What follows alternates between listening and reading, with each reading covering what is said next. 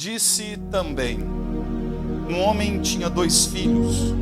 O mais moço disse a seu pai: meu pai, dá-me a parte da herança que me toca. O pai então repartiu entre eles os haveres. Poucos dias depois, ajuntando tudo o que lhe pertencia, partiu o filho mais moço para um país muito distante. E lá dissipou a sua fortuna vivendo dissolutamente.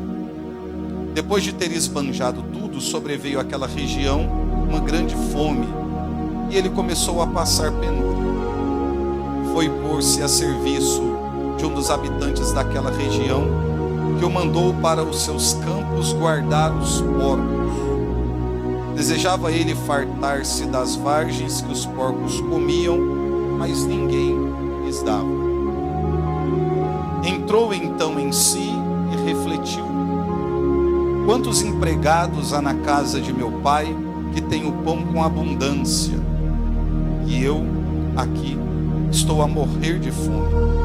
Vou me levantar e irei a meu pai e lhe direi: meu pai, pequei contra o céu e contra ti, já não sou digno de ser chamado teu filho, trata-me como um dos teus empregados. Levantou-se, pois, e foi ter com seu pai. Estava ainda longe, quando seu pai o viu e, movido de compaixão, correu-lhe ao encontro, o abraçou e beijou. O filho disse então: meu pai, pequei contra o céu e contra ti, já não sou digno de ser chamado teu filho.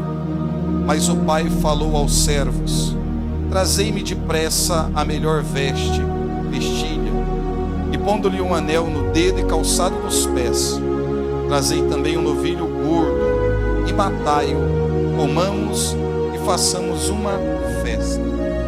Este meu filho estava morto e reviveu, tinha se perdido e foi achado. E começaram a festa. Vamos aplaudir a palavra da nossa salvação. Irmãos, nós estamos aqui diante de uma parábola que nós conhecemos muito bem, porque se prega muito sobre esta parábola, se escreve muitas canções sobre tudo o que viveu o filho pródigo. Mas para que Jesus ele chegasse até esta parábola, primeiro Jesus ele conta outras 2 parábolas antes dessa, para poder servir de ilustração para esta parábola que nós acabamos de ler aqui nessa tarde.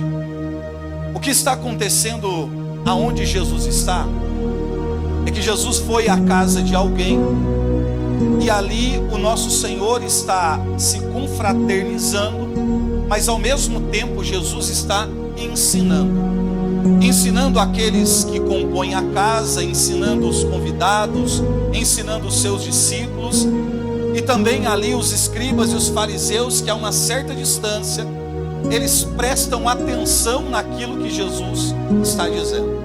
A gente sabe, lendo os evangelhos, que onde Jesus está, ele sempre está cercado de muita gente, mas nem todos aqueles estavam próximos do Senhor estavam porque tinham o desejo de ser alcançado pelos seus ensinamentos ou porque amavam a Jesus. Não, existiam pessoas que estavam perto de Jesus para ver se em algum momento Jesus falava alguma coisa que estava fora da lei, para que Jesus fosse constrangido ou coagido, ou na mentalidade deles pego em alguma mentira, porque para eles Jesus era uma espécie de um impostor que estava enganando muita gente naquele tempo. Então a ideia era que em algum momento Jesus se perderia pelas palavras, pelo discurso. A ideia da comunidade judaica era: deixa ele falar, deixa ele ensinar, porque o homem falso, o homem vil, o homem insensato, em algum momento ele se contradiz naquilo que ele ensina. Então eles estavam sempre a ouvi-lo ensinar, pregar ou ministrar a palavra, entendendo que em algum momento Jesus seria incoerente no seu discurso, que ele feriria a lei. Então por isso tem sempre alguém da comunidade judaica muito perto de Jesus. Só que à medida que Jesus vai ensinando, pregando e contando algumas parábolas, o texto diz que se aproxima de Jesus os publicanos e os fariseus, ou melhor, e os pecadores. Para quê? A Bíblia diz que é para poder ouvir Jesus falar. Olha, gente, Jesus pregava, ensinava, contava parábolas, e aquilo que Jesus ministrava chamou a atenção de pessoas que eram rejeitadas naquele tempo. Quem está se aproximando de Jesus por causa da pregação são os publicanos, que não eram bem vistos pela comunidade judaica na época, porque eram cobradores de impostos, porque eram vistos como traidores. Eles se aproximavam de Jesus para ouvir Jesus ensinar, e os pecadores.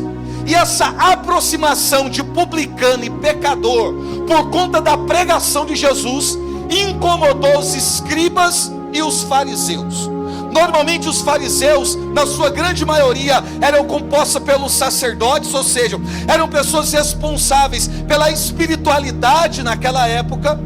E os escribas, eles eram aqueles que escreviam as coisas relacionadas à lei, mas que também ensinavam sobre a lei, espécie de professores naquele tempo. Então nós estamos falando de duas categorias dentro da comunidade judaica, que dentro da cultura é muito importante: escriba e fariseu. São eles quem ensinam, são eles quem doutrinam, são eles quem conhecem a lei, são eles quem aplicam a lei, são eles quem vigiam para ver se a lei está sendo cumprida à risca, são eles que são responsáveis pela liturgia daquela época, pelo culto daquela época, pelo sacrifício daquela época. São essa gente.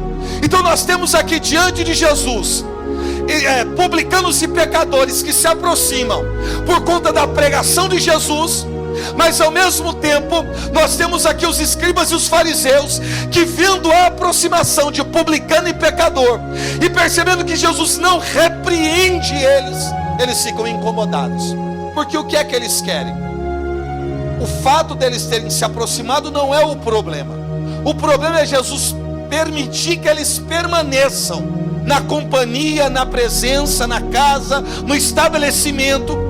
O problema é Jesus permitir que eles fiquem ali, ouvindo aqueles ensinamentos. Então eles estão incomodados, e eles estão dizendo entre eles: por que ele se assenta à mesa com um publicano e com um pecador?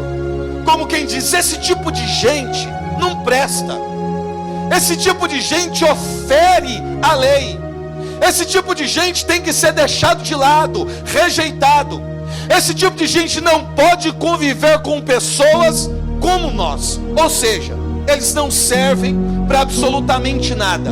Eles não podem estar no lugar onde a maioria das pessoas estão. Eles são recriminados de todo tipo.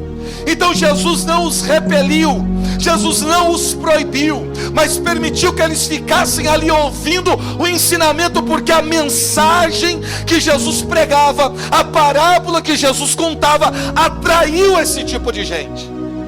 Então olha, é a mesma parábola, ou as mesmas parábolas, mas enquanto alguns se aproximam porque tem interesse no conteúdo dela, porque sabe que aquele ensinamento pode modificar vidas, existe outro grupo de pessoas que diante da mesma parábola entende que aquilo dali é uma espécie de ofensa. Então esse é o cenário. É Jesus contando parábolas. Jesus está em um estabelecimento, em uma casa. Existem muitas pessoas ali naquele ambiente. Nós temos aqui publicanos e pecadores que querem ouvir o ensinamento, e nós temos escriba e fariseu que questiona o motivo pelo qual Jesus não os repeliu. E aí esse incômodo dos escribas e dos fariseus fez com que Jesus contasse para eles 3 parábolas. Na verdade, Jesus queria contar a parábola do filho pródigo, mas Jesus contou outras 2 antes, para que eles pudessem entender a dinâmica do que Jesus estava ou iria ministrar na vida deles.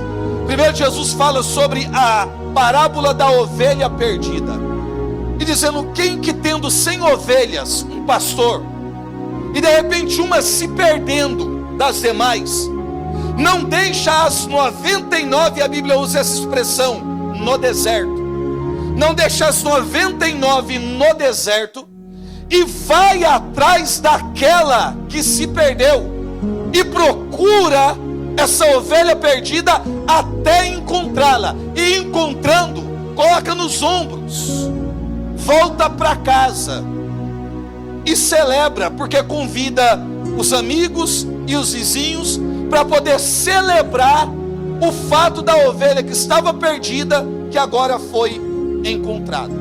Então aqui o Senhor está falando da realidade de uma ovelha que se desgarra das demais, que se desprende do rebanho, que desaparece da vista do pastor.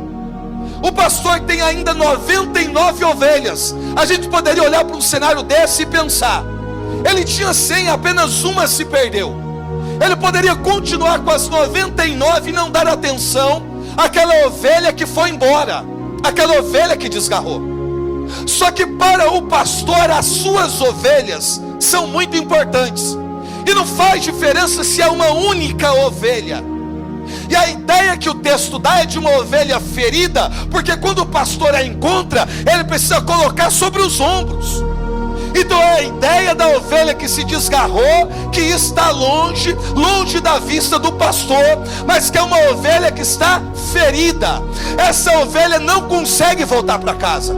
Essa ovelha não sabe o caminho de casa. Essa ovelha não sabe como encontrar o rebanho ou o pastor novamente. Essa ovelha está tão distante que ela não consegue mais ouvir o som da voz do pastor. Ou seja, ela não pode ser encontrada. A única forma é se o pastor for atrás dela e procurá-la com insistência. Só que para isso, o pastor não vai caminhar atrás da que se perdeu com as 99 que estão com ele. Então ele deixa 99 no deserto. Só que deserto é um lugar inóspito. A Bíblia não diz que ele deixou no redil, porque a gente tem a ideia, quando lê a parábola, de que Jesus deixou as suas ovelhas em um lugar de segurança. O bom pastor, melhor dizendo,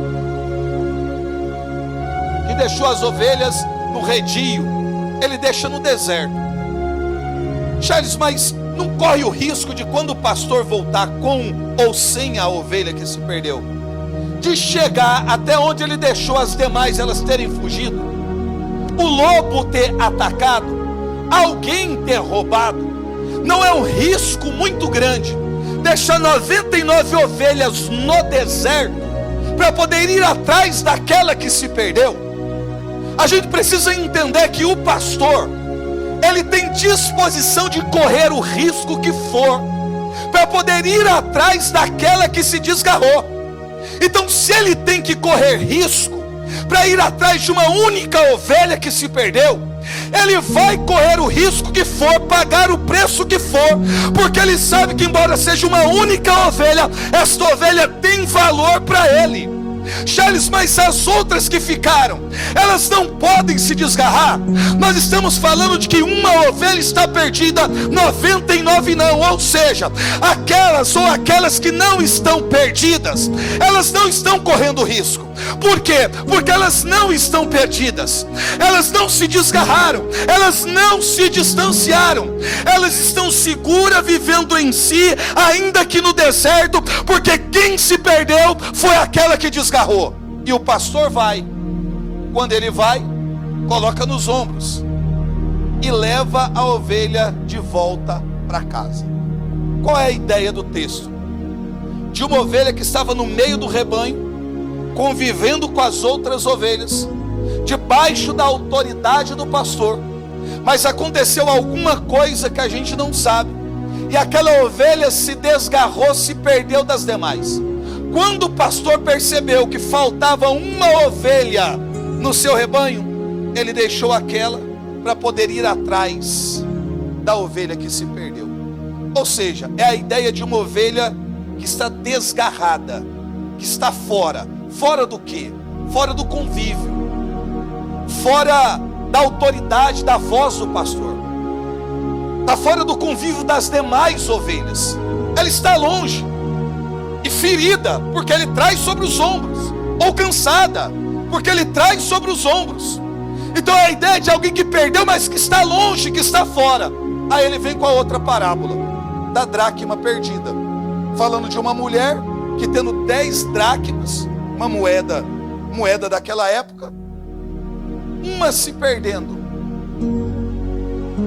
Qual tendo 10 dracmas, uma dracma se perdendo? Aí a Bíblia diz assim: não acende a luz, varre a casa e procura diligentemente, ou seja, com insistência, com perseverança. Gente, mas a mulher tem 10 dracmas, é só uma, sim, é só uma, mas é dela. Só que não é uma perca fora, a moeda se perdeu na casa. E olhando para o texto, a gente sabe por que a moeda está perdida, ou por que ela não encontra facilmente ou rapidamente. Por quê? Porque quando ela tem que procurar a dracma que se perdeu, a primeira coisa que ela tem que fazer é acender a luz. Porque a ideia de perca é justamente a ideia de treva, de escuridão.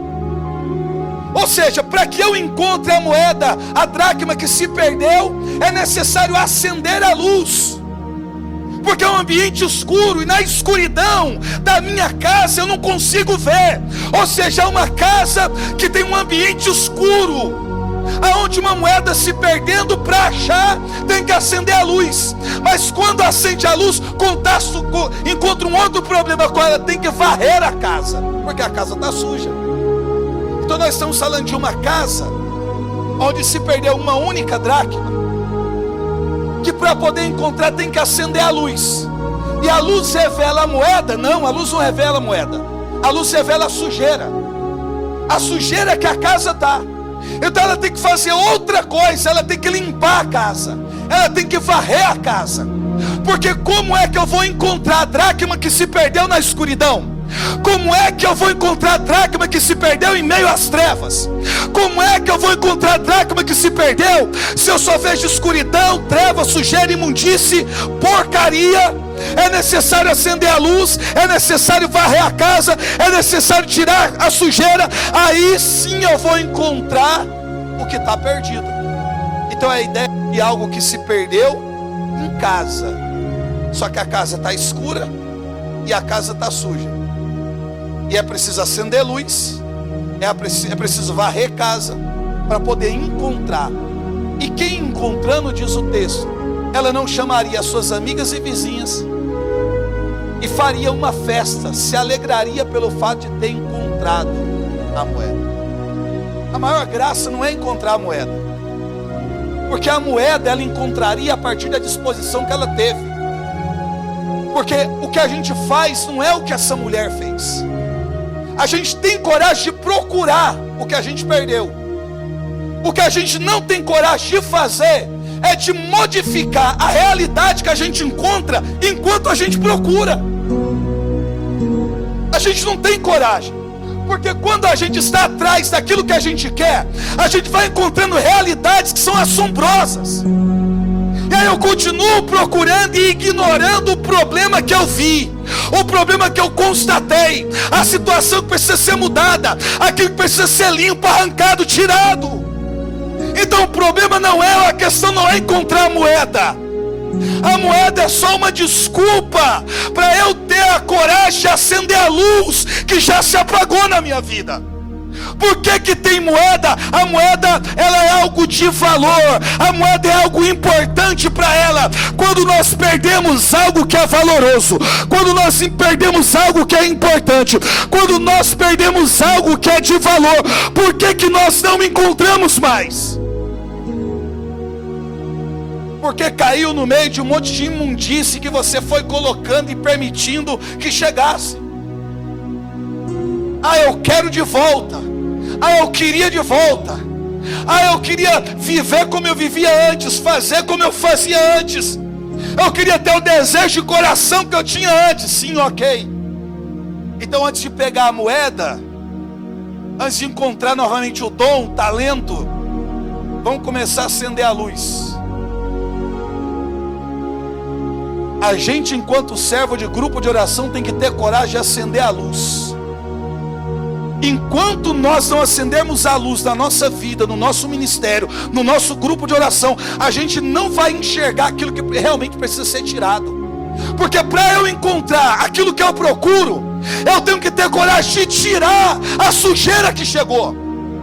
Aí eu quero moeda, mas eu não quero acender a luz. Eu acendo a luz, mas eu não quero limpar a casa. Eu quero fazer a obra, mas eu não quero deixar de pecar. Eu quero fazer uso dos ministérios, mas eu não quero sair das trevas que eu estou vivendo. Como é que eu vou encontrar o talento, o dom e o ministério no meio da porcaria de vida que eu estou vivendo?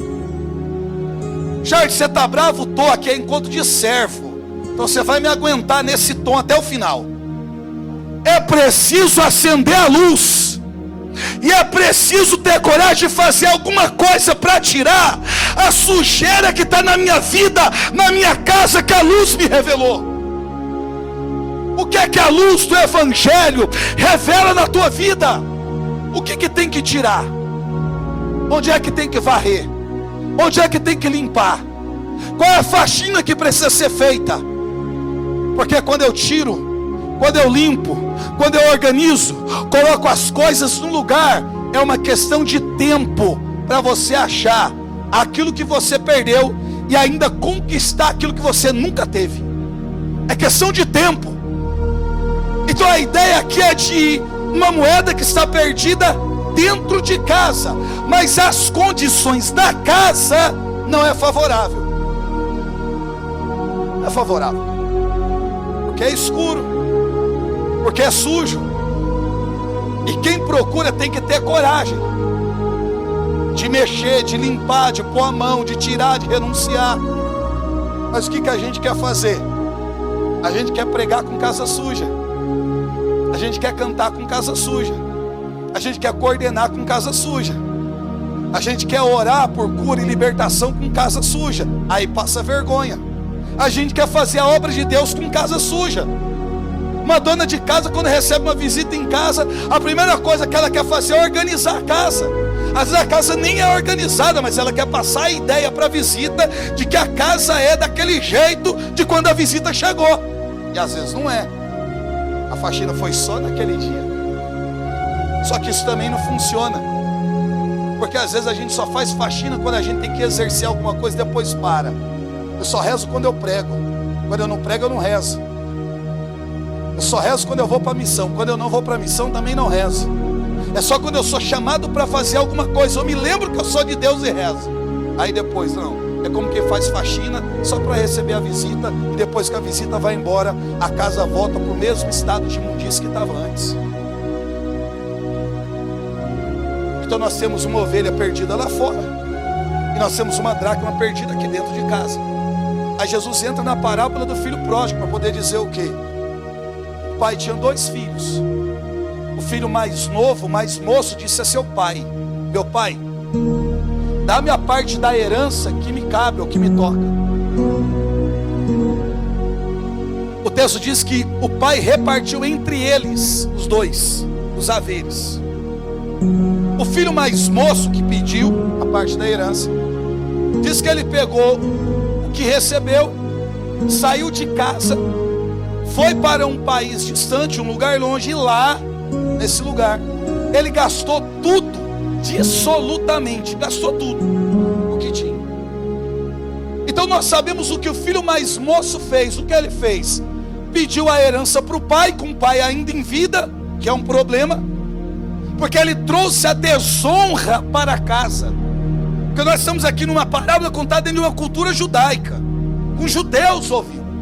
Ele traz a desonra para a sua casa com atitude. Só que o pai reparte entre os irmãos o que pediu e o que não pediu, porque era justo.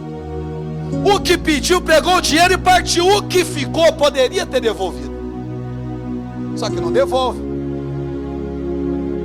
Ele poderia ter dito: quem pediu o dinheiro não fui eu, fui ele, eu não quero nada. Ele poderia ter dito: olha, eu não posso aceitar, porque eu não tenho a reclamação que ele tem, eu não quero sair de casa, quem quer é ele.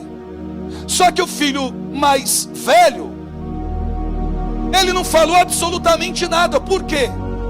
Porque ele tem tanto interesse no dinheiro quanto o filho mais moço. O que ele não tem é coragem de pegar o dinheiro e sair, mas continuar com o dinheiro e ficar, ele tem. Então é alguém que pega o dinheiro e parte, e é alguém que fica com o dinheiro e permanece na casa. Então quando fala da ovelha que se perdeu, está falando do filho mais novo que pegou o dinheiro e foi para um país distante. E quando fala do filho mais velho, fala do filho que ficou também com dinheiro e não saiu de casa.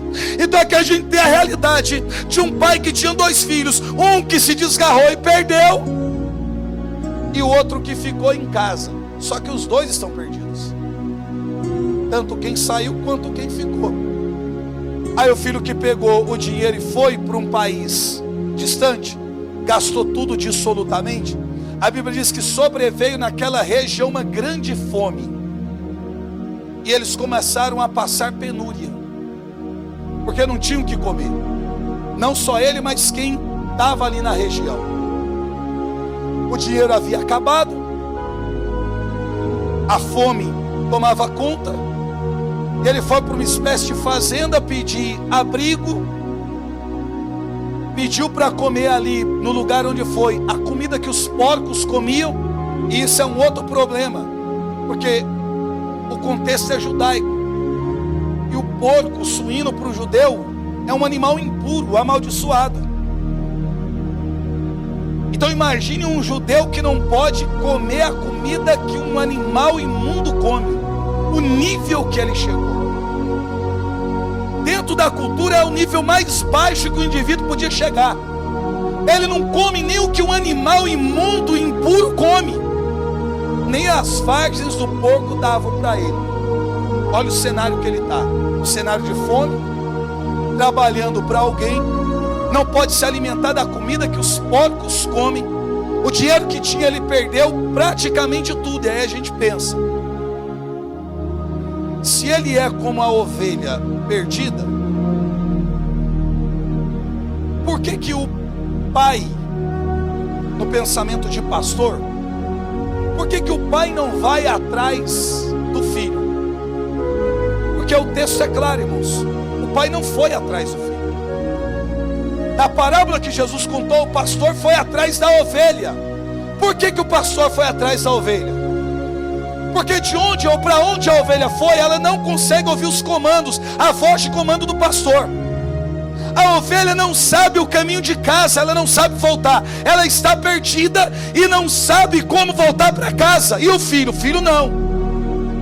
O filho que saiu sabe para onde foi. Ele sabe o que ele está fazendo lá, o porquê ele foi parar lá. E o pai não vai atrás do filho, porque o filho sabe o caminho de volta para casa. E o filho nunca vai voltar para casa se não houver no coração do filho um verdadeiro arrependimento. E o pai sabe disso. Então o pai fica em casa e olha sempre no caminho, para ver se um dia o filho volta. Só que ele não vai atrás. Eu acho interessante. É claro que tem muita gente que a gente tem que visitar. Tem muita gente que a gente tem que ligar. Tem gente que a gente tem que ir atrás. Mas se todas essas pessoas que a gente tem que ligar, que visitar, que ir atrás, todas elas, se já tiveram uma experiência com Deus, sejam sinceras, elas sabem o caminho de casa. O endereço da paróquia continua o mesmo, o dia do grupo continua o mesmo, o seu telefone continua o mesmo, elas sabem exatamente o caminho de casa. Elas não voltam para casa porque elas não se arrependeram. Aí quando a gente não sai para o encontro delas, vão dizer que a gente é duro de coração. Não é que a gente é duro de coração, mas é que o campo missionário é amplo e a procura é muito grande. É que às vezes a gente ainda está preocupado com aquelas que não tiveram experiência nenhuma, do que aquelas que tiveram e não quiseram permanecer. Não quiseram. Se você não teve uma experiência com Deus, realmente o pastor vai atrás de você. Mas se você tem, você sabe como voltar para casa. Você sabe o endereço da casa. Você sabe o que você deixou em casa. E por que que a gente não volta para casa? Por vários fatores. Um deles, orgulho. Orgulho. A gente diz, depois do que eu fiz, do meu pecado, do meu erro, da minha falha, ou de uma situação que aconteceu, tomado de vergonha do jeito que eu estou, como é que eu volto? Como é que eu apareço? O que é que vão pensar? O que é que vão dizer? Como vão me receber? Isso é um pensamento de uma pessoa orgulhosa. Porque a pessoa que se arrependeu e traz humildade no seu coração, ela volta. E ela volta consciente, sabendo de que a atitude que ela teve vai gerar consequências. Gente, vamos deixar de poetizar a fé. Vamos deixar de poetizar a fé. Ah, porque eu errei e o povo está me criticando. Se você não quisesse crítica, não errasse. É simples assim. Para com a poesia. Ah, porque estão falando um monte de coisa de mim. Era só não ter tomado a decisão errada. A gente sabe que o povo fala demais. A gente sabe que o povo inventa história. A gente sabe que o povo aumenta as coisas que acontecem. Então, se a gente sabe que o resultado é esse, por que que a gente faz? E aí, quando a gente faz, por que que a gente não aceita a consequência que é lógica? Então, dó minha, nenhuma. Nenhuma dó. Ah, tadinho, tadinho nada, irmão. Tadinho nada. É sem dó, não tem esse negócio de tadinho. Porque tem gente que sofreu 3 vezes mais do que o outro, sofreu e permaneceu aqui chorando e sofrendo, mas permaneceu. A gente sabe qual é a consequência. A gente sabe qual é a dor. A gente sabe qual é a vergonha. Então não dá para ficar poetizando as coisas. O pai não foi atrás, porque o filho que habitava na casa sabe o caminho de volta para casa. Ele sabe. Aí está lá, não deram a comida. Aí a Bíblia usa essa expressão, entrando ele em si. Refletiu. Olha que coisa interessante. Ele podia ter voltado para casa quando o dinheiro acabou.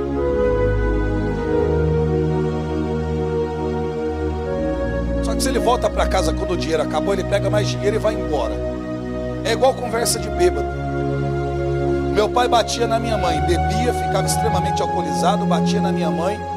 Depois ele dizia que não lembrava do que ele havia feito. E aí chorava porque tinha batido nela e não lembrava e dizia: eu nunca mais coloco uma gota de álcool na boca. Quando chegava a noite, onde é que ele estava? No bar. Porque não tem arrependimento. É só conversa. O filho pode voltar para casa quando já não tinha mais amigos, mas ele pode voltar para casa, sanar a carência de relacionamento com o pai, com o irmão e voltar para o mundo. Ah, sobreveio uma fome na região, ele poderia voltar para casa porque tem muita fome, mas ele se alimentaria em casa e voltaria para a rua do mesmo jeito. É necessário que o indivíduo se arrependa. É necessário fazer um exame de consciência. É necessário modificar a conduta, a postura. Quando o filho sai de casa, ele quebra a comunhão em 3 níveis. Primeiro, ele quebra a comunhão que tem com o pai. O estar com o pai, a submissão, a autoridade do pai, a obediência que ele deve ao pai. Ele quebra a comunhão com o pai. Segundo nível, ele quebra a comunhão da relação com o irmão, porque ele está distante. E ele quebra a comunhão com Deus. Ou seja, ele destrói aquilo que nós compreendemos como espiritualidade. Vocês já perceberam que quando a gente sai da presença de Deus, quando a gente abandona a casa de Deus, a gente quebra esses níveis de comunhão. A gente quebra a comunhão com a lei, a comunhão com a obediência, a comunhão com os irmãos, e a gente perde a espiritualidade. A gente quebra com tudo isso. Quando ele decide voltar, entrando ele em si, refletiu: quantos empregados há na casa de meu pai, tendo pão com abundância, e eu aqui a morrer de fome. Direi ao meu pai: pequei contra o céu e contra ti, já não sou digno de ser chamado teu filho, trata-me como um dos teus empregados. Pequei contra o céu e contra ti. Por que contra o céu? Porque aquilo que ele fez foi uma ofensa a Deus. Irmãos, a parábola, repito, é dentro do contexto judaico. Amém? Quando um filho diz para um pai ainda em vida que ele quer a parte da herança dele, e ele sai de casa, ele está rompendo os laços que ele tem com a família na sua totalidade, sobretudo com a religião, com a espiritualidade da casa. O mais grave é isso. É como quem vira as costas para Deus. Vocês lembram de Abraão? Abraão, Deus disse assim: olha, sai da tua casa paterna, do meio da tua parentela, e vai para a terra que eu te indicar. A gente pode olhar o texto assim, mas Deus não poderia ter feito uma aliança com Abraão aonde Abraão estava? Só que Abraão mora na casa do pai, que é um idólatra. A região da Mesopotâmia, Ur dos Caldeus, é o berço da idolatria da civilização antiga. Então o que Deus está dizendo? Para eu fazer uma aliança com você, eu quero que você rompa com a espiritualidade da sua casa. Porque a espiritualidade da sua casa não me agrada, não tem nada a ver comigo. Então rompe com a espiritualidade da casa e vai para a terra que eu te indicar. Porque quando você romper com isso, eu faço o que eu tenho que fazer na sua vida. No caso do menino aqui é diferente. Ele rompeu com a espiritualidade da casa, que não era idolatria, era culto ao Deus verdadeiro, e saiu.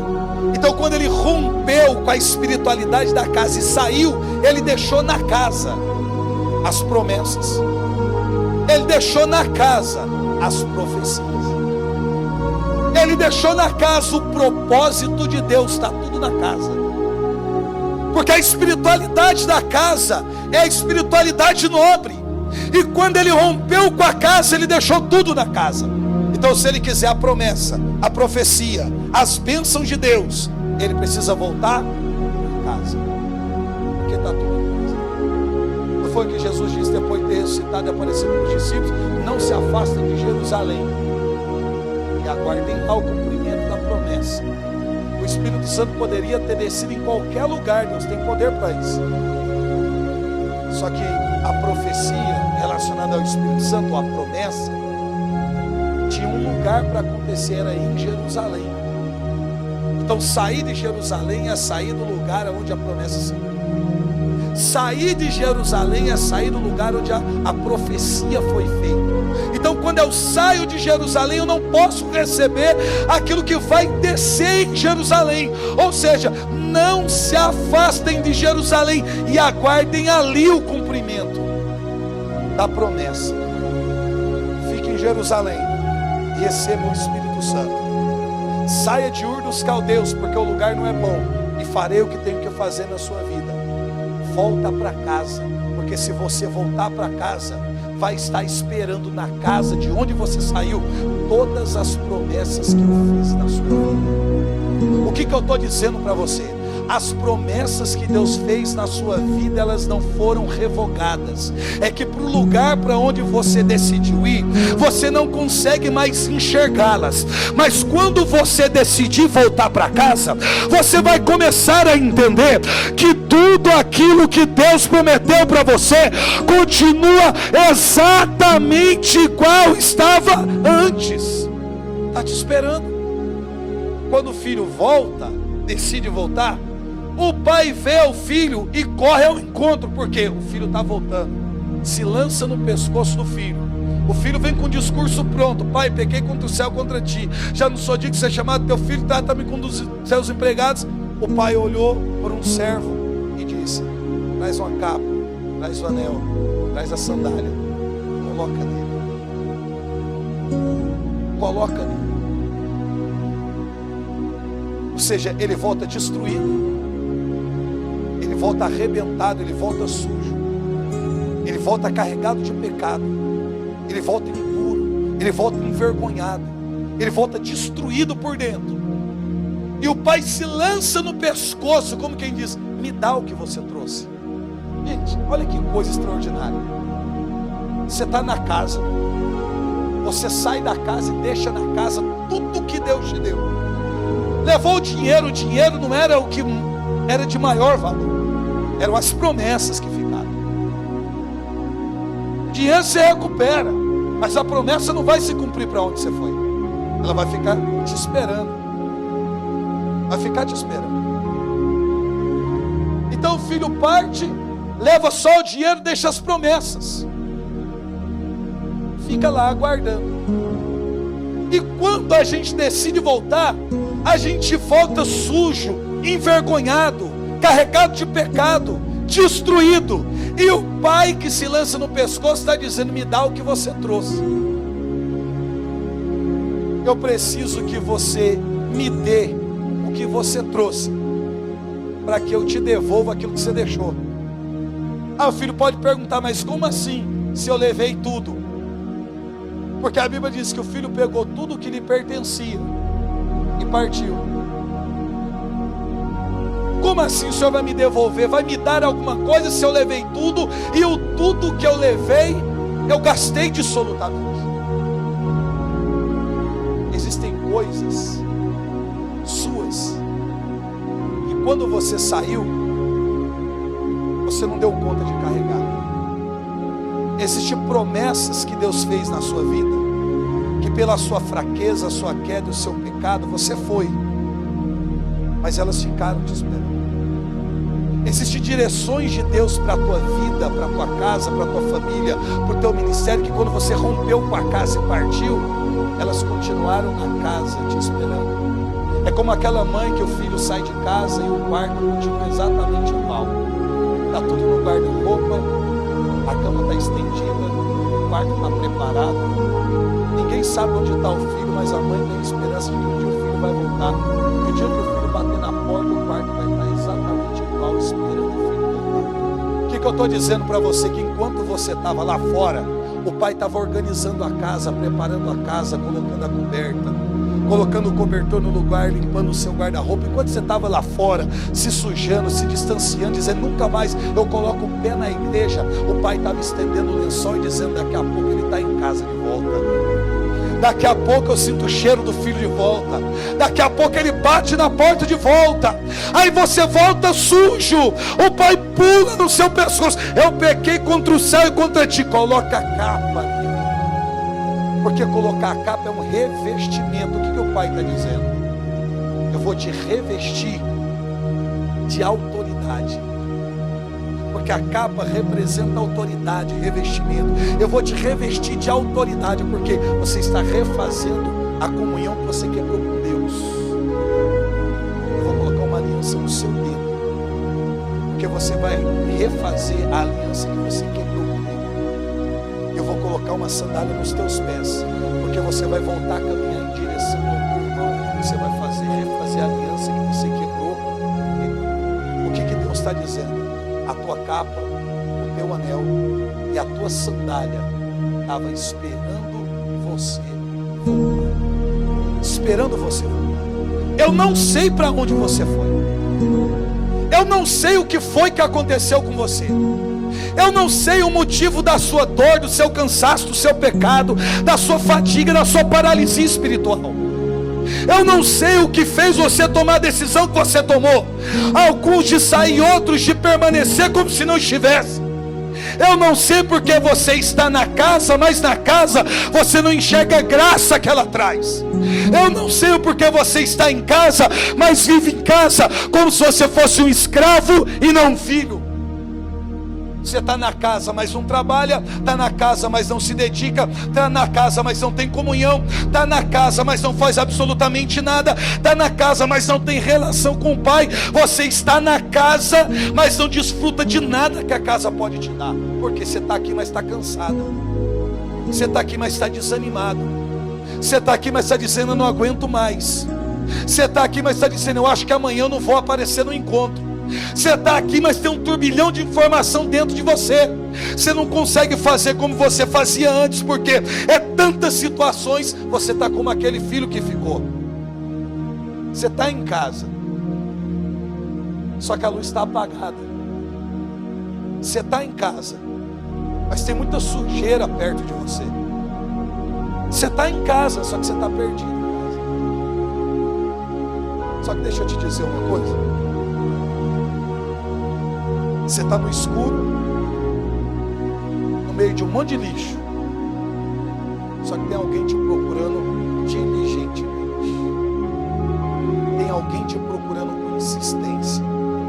E esse alguém que te procura, quando te encontrar, vai mandar fazer uma festa.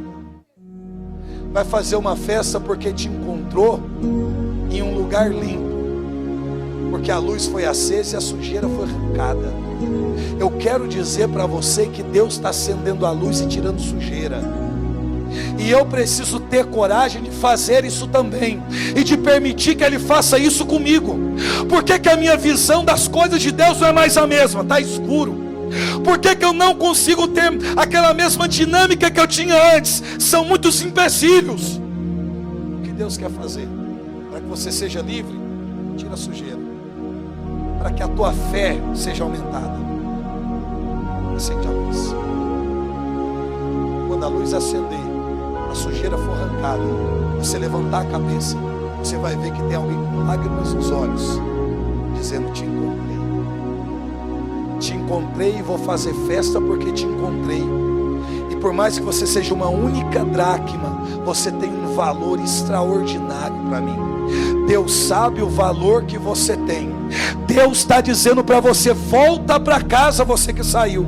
E Deus está dizendo para você: permita que eu acenda a luz, permita que eu tire a sujeira, permita que eu tenha relação contigo novamente. Para quê? Para que eu possa reestabelecer a comunhão. Eu preciso voltar para casa, para a espiritualidade da casa, para a obediência da casa.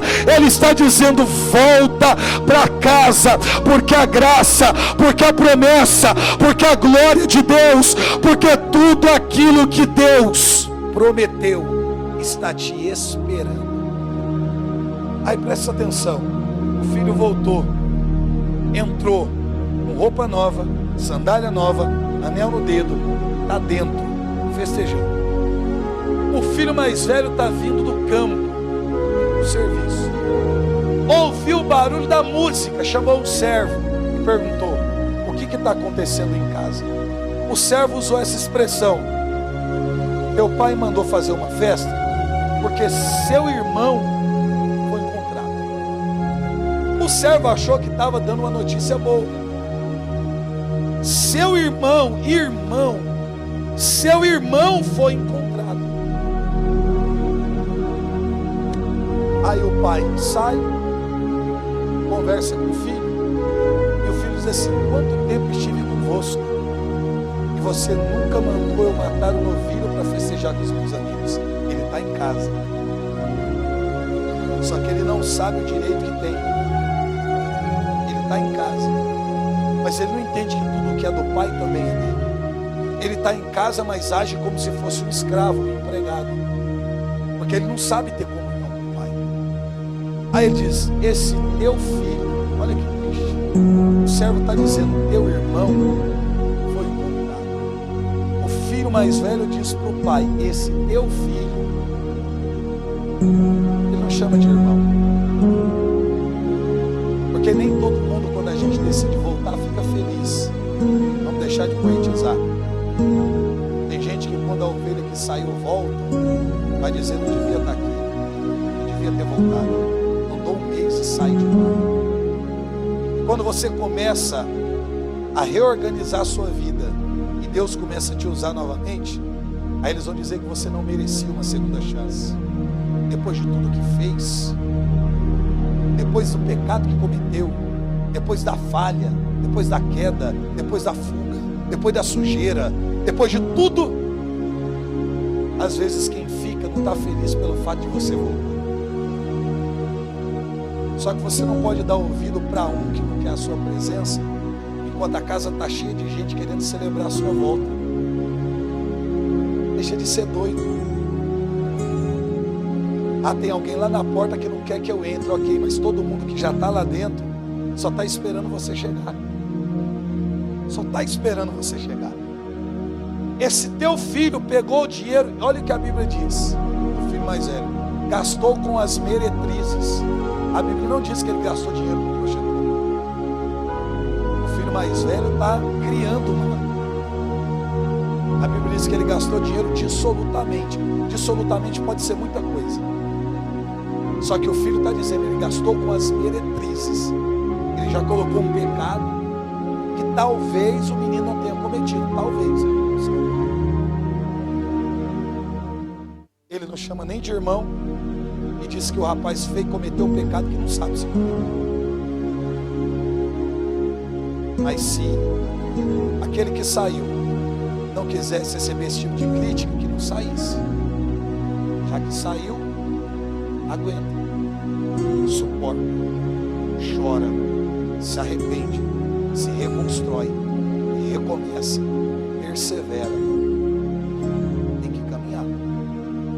Aí o pai diz assim: esse teu irmão, o pai está lembrando para o filho mais velho, e quem está lá dentro não é só o meu filho, é o seu irmão. Esse teu irmão estava perdido e foi encontrado. Ele estava morto e reviveu. Como é que a parábola acaba? Com o filho mais velho do lado de fora, com o filho mais novo do lado de dentro, e com o pai na mão. No começo da parábola, o filho mais novo estava fora. No final da parábola, o filho mais moço está dentro. No começo da parábola, o filho mais velho estava dentro. E no final da parábola, ele está do lado de fora. Quem saiu voltou. E quem estava na casa saiu. Por que quem estava na casa saiu? Porque estava na casa com luz apagada, com sujeira no pé. Se a gente insistir em permanecer na casa com luz apagada, com sujeira no pé, rapidamente a gente estará do lado de fora. Então, enquanto ainda é tempo, você que está em casa, acende a luz e arranca a sujeira. Você que saiu, volta. Não faz diferença se você vai acender a luz, tirar a sujeira ou voltar para casa. Desde que você esteja em casa, fica tranquilo. Todas as promessas feitas na casa continuam valendo sobre a sua vida. Tem capa preparada para você, sandália preparada para você e anel preparado para você. Amém? Fique de pé para a gente rezar.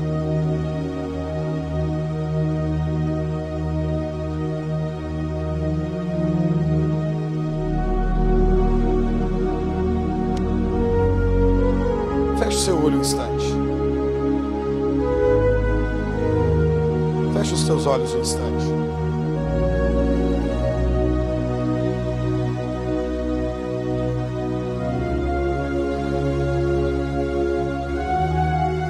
Quem é você?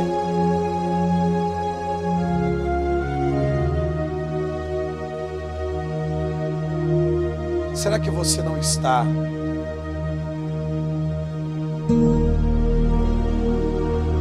fazendo uso do ministério com a luz apagada? Com luz apagada a gente não vê direito, não caminha direito, não chega longe.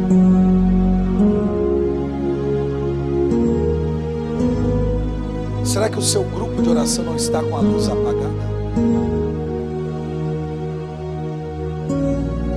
Será que a tua vida não está com a luz apagada? Então tudo que você faz é em meio às trevas.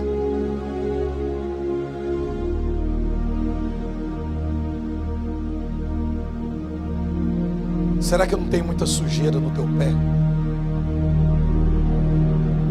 O que é que está te impedindo de caminhar, irmão? Chegar onde você precisa chegar.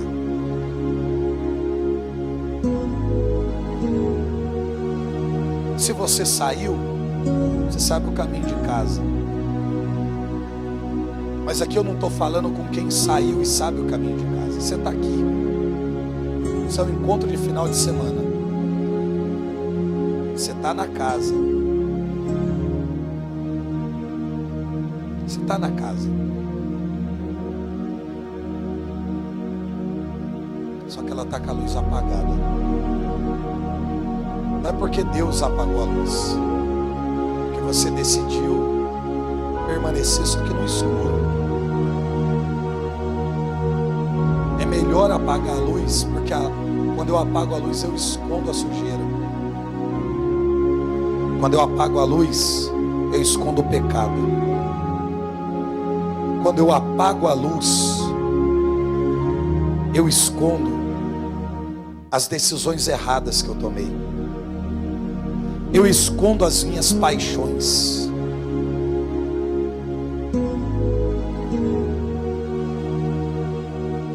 Não é só voltar para casa. É voltar para casa que tem luz acesa e chão limpo. Porque quando a luz está acesa, eu enxergo a mesa, e na mesa eu tenho comunhão com o Pai. Quando a luz está acesa, eu enxergo os irmãos que estão ao meu redor, que necessitam da minha presença e eu da presença deles. Quando a luz está acesa, eu percebo a limitação do outro, a fragilidade do outro, o cansaço do outro. Com luz acesa, eu ajudo e posso ser ajudado. Socorro e posso ser socorrido. O texto diz que o Pai se moveu de compaixão. Compaixão é como quem toma a dor do outro. Mas só pode ter compaixão quem caminha com luz acesa. Quem caminha com luz acesa.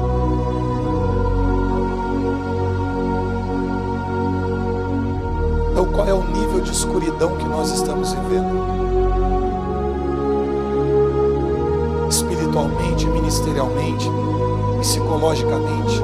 Qual é o nível de escuridão que nós estamos vivendo?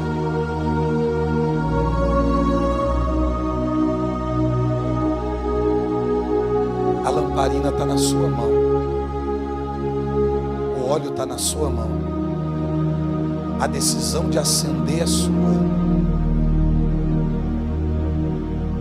E quando você enxergar o que a luz revela, tenha coragem de enfrentar o que você vai ver. Porque quando você começar a limpar, você vai encontrar aquilo que você achava que você tinha perdido. O dom está lá, o ministério está lá, a graça está lá, a promessa está lá, a unção de Deus está lá. Nunca saiu da casa, quem saiu foi você. Nunca saiu. A luz estava apagada, mas estava tudo lá. É que de luz apagada a gente não encontra, a gente só tropeça.